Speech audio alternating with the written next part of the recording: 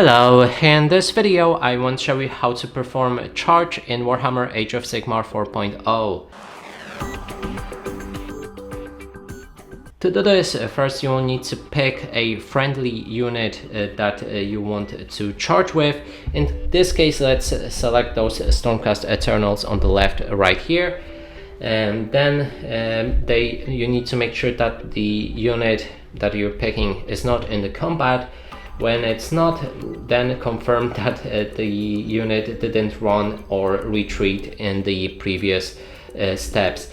Also, there's sometimes rules that allows you to retreat and charge, but that's the different topic. You need to confirm that on the war scroll of that unit.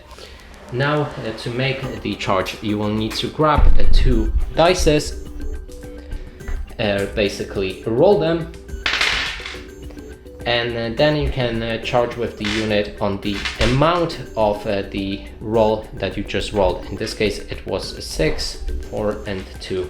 Then you take your measurement tool and make the move just like you rolled, so that means 6 inches for me at least. After that we can move our unit next to the enemy and start fighting.